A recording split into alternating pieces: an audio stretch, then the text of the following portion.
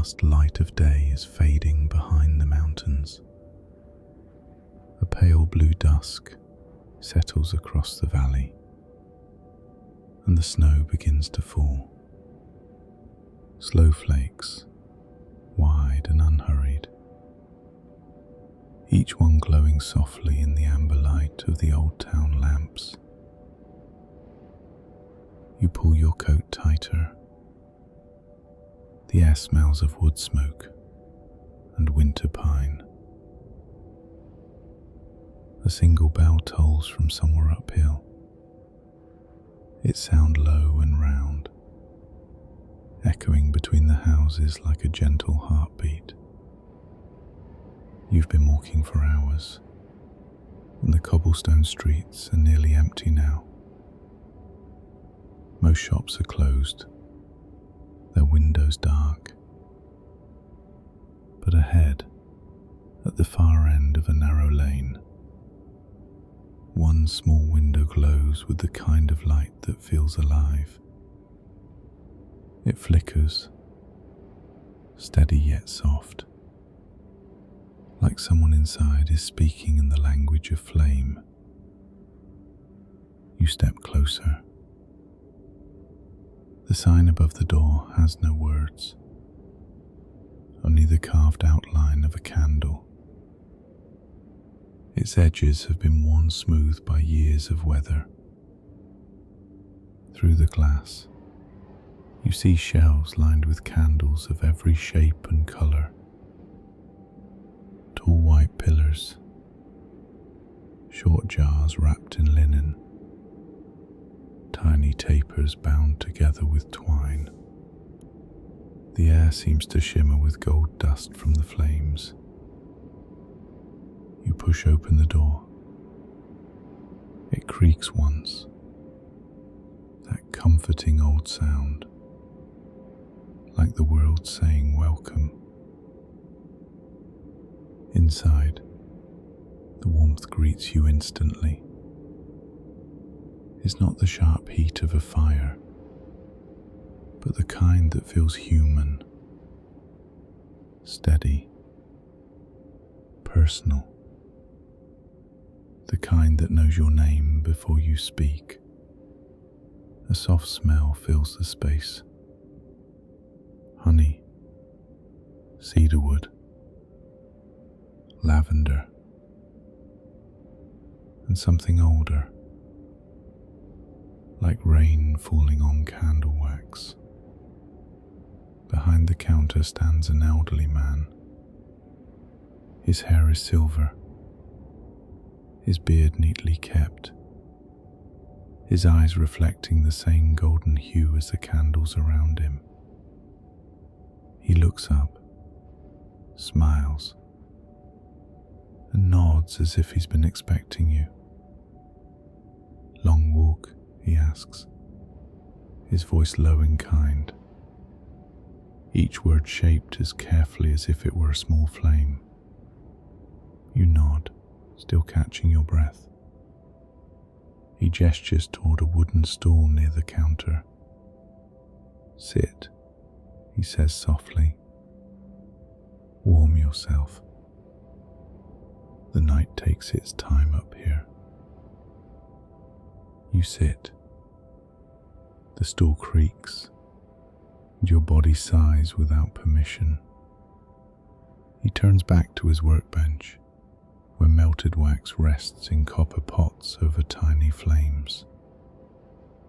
The wax glows like liquid sunlight. You watch his hands move, slow, deliberate, ritualistic. He pours the wax into small clay molds, stirs it with a wooden stick, adds a pinch of something, herbs maybe, and breathes out gently, as if whispering into the mix. What are you making? You ask quietly. He doesn't look up. Light, he says. Then after a moment adds, the kind that helps you see, the kind that helps you rest. His words linger in the air like the scent of lavender. He turns toward you and holds up a small candle, still liquid in its bowl.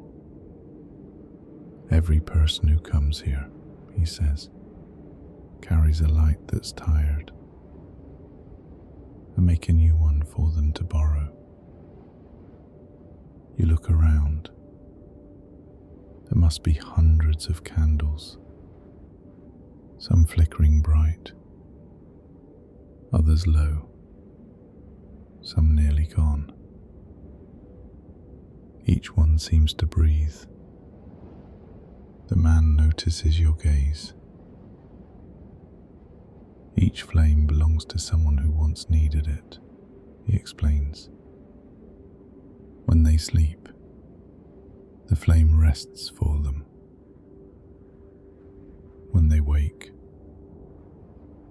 the light returns to the world through them. You don't fully understand, but the idea feels right, like something your heart already knew. He places a small bowl in front of you. This one can be yours tonight, he says.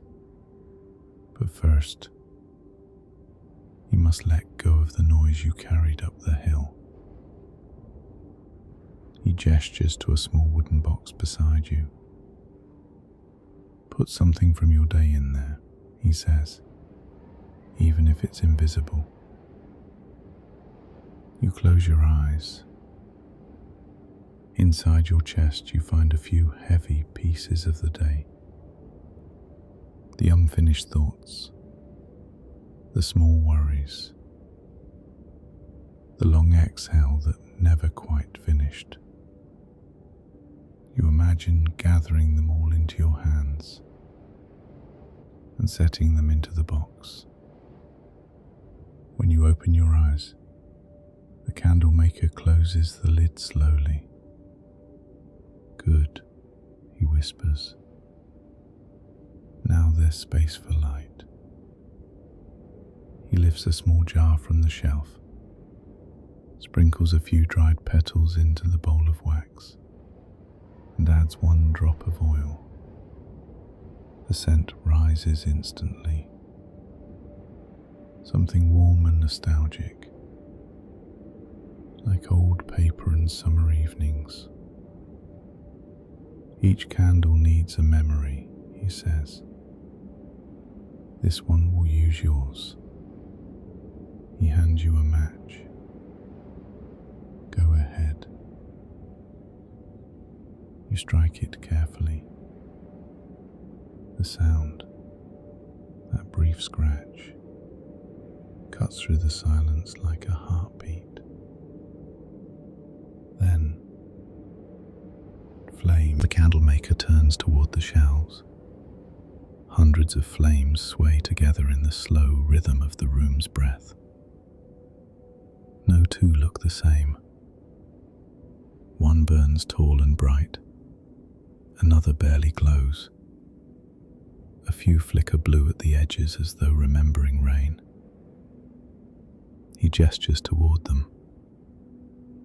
Every flame carries a different story. Some belong to people still searching, some to those who have already found what they needed. They come here when the night feels too heavy, and they leave lighter. You walk among the candles. The air hums with tiny crackles. The wax gives off warmth like quiet hearts beating side by side. Each flame seems to notice you as you pass, bowing slightly, greeting you without words. Your steps slow. Your breath matches the rhythm of the light. For a moment you forget the cold outside, the climb up the hill, the world that waits beyond the door. Do they ever go out? You ask. He nods. person no longer needs them. A candle never dies. It simply returns its light to where it came from. He pauses, then adds, "Would you like to see how I make one?" You nod. He leads you behind the counter to a long wooden table stained with wax and thyme. Copper pots simmer gently over small flames. Each pot contains a different scent: rose and clove, honey and sage, cedar and smoke. He pours a small measure from one pot into a clay cup. The liquid wax gleams like melted gold. "Every candle begins as ordinary wax," he says. "What makes it special is the breath of the one who will use it." He holds out the cup. Breathe into it. Once. You hesitate. Then inhale slowly through your nose and exhale softly across the surface. The wax trembles. Tiny circles ripple outward, then settle into stillness. The man smiles. Now it knows you. He adds a few crushed petals and whispers something you can't catch. Not words exactly, more like a hum that makes the flame nearby lean toward him. When he stops, the air feels thicker, filled with unspoken comfort. He sets the cup aside to cool. While it rests, tell me, what brought you here? You think for a moment. "I was just walking," you say, "trying to clear my head." He nods knowingly. "The mountain likes listeners," he says. "When the mind is loud, it sends people here. Light quiets noise better than silence does." You let his words sink in. They make a kind of sense that bypasses logic, landing directly in your chest. The two of you sit in comfortable quiet. The only sound is the gentle popping of cooling wax. Outside, snow brushes against the windows in slow swirls. After a while, he says, "When you leave tonight, take your candle with you. When you feel the weight of the world, light it and remember, flames don't ask for tomorrow. They simply burn now." You smile. He smiles back, eyes soft behind the glow. Later, you find yourself standing near the back wall. Here the shelves are older, the wax uneven, as though the candles have grown themselves. The candlemaker joins you. "These are the oldest lights," he says. "Each one learned to burn a little differently." He points to a candle that flares blue at the center. This one belonged to a man who carried sadness so long. He mistook it for identity. When his candle first lit, the flame was small and afraid. But he stayed. He breathed,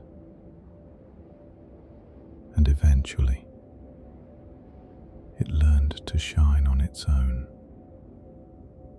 He gestures to another, a flame that dances as if laughing. That one belonged to a woman who forgot how to rest. She came here every night for a week, until she realized that stillness is not the absence of movement, but the gentleness within it. His voice grows quieter with each story,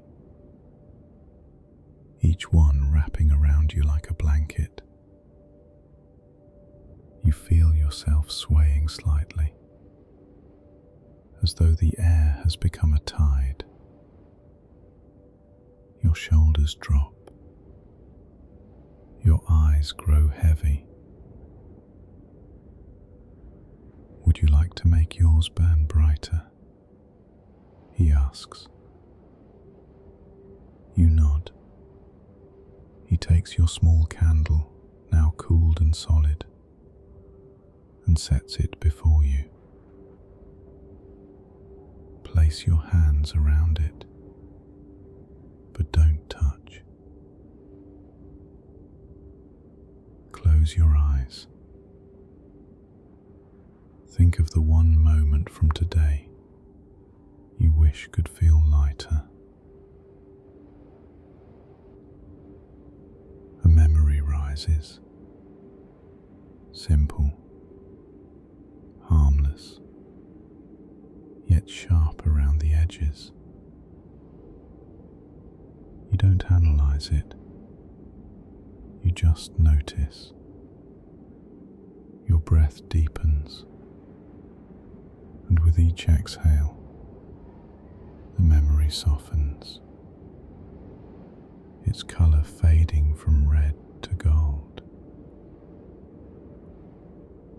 Good, he whispers. Now open your eyes.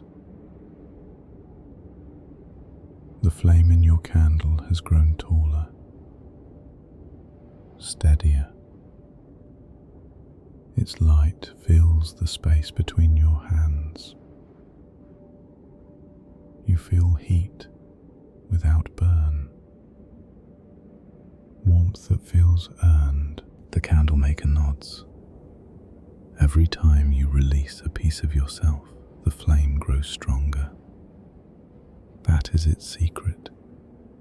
It feeds not on wax alone, but on release.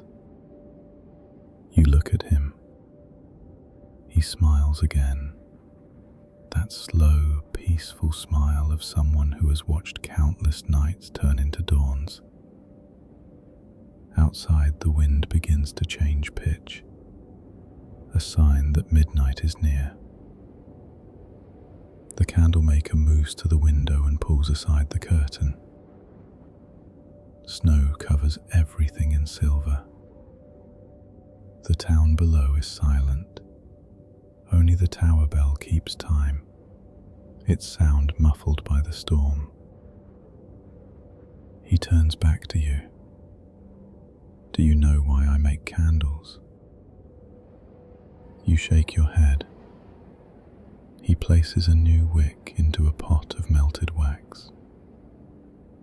When I was young, I feared darkness, he says. I thought light was something that chased it away. But light doesn't fight darkness. It embraces it. Without darkness, a flame cannot exist. He pours the wax carefully, his movements slow as meditation. When people come here, they believe they need more light. But what they truly need is to stop running from the dark. He looks up at you. You cannot rest if you're always afraid of night. His words settle deep like stones in calm water. They don't splash. They simply land. He takes your candle again, lifts it between you both. Tonight, when you sleep, this flame will stay awake for you. When it fades, it means you no longer need it. That's how you'll know you've let go. You nod, understanding without needing to reply. He blows softly across the top of your candle. The flame wavers, then steadies. A quiet promise between you. The rest of the night blurs gently. You talk a little more, but mostly you listen. To the wax cooling, to the snow sighing outside, to the rhythm of 2 heartbeats syncing with the room's warmth. When at last you stand to leave, he wraps the candle carefully in cloth. "Walk slow," he says. "Light travels best when unhurried." The door opens onto a world painted white. Snowflakes drift lazily through the lamp glow. The street is empty except for your footprints and silence. You hold the candle close as you walk, its flame steady behind the glass. Each breath clouds the air, each step a small surrender to gravity. By the time you reach the inn at the edge of the village, the world has disappeared into mist. You open your door, step inside, and set the candle on the windowsill. It burns quietly, its light reaching just far enough to touch your face. You lie down. The bed is cool, the blankets heavy in the best way. Outside the wind hushes. Inside the flame leans slightly, as if listening to your breath. You watch it through half-closed eyes. It flickers once, then again, matching the slow rhythm of your heartbeat. Each breath grows longer, softer, easier. Your limbs sink deeper into the mattress. The flame begins to blur. Its outline softens into a golden haze. You blink one last time. When your eyes open again, you're already dreaming of the Candlemaker's shop, of warm light, of hands that knew how to shape peace.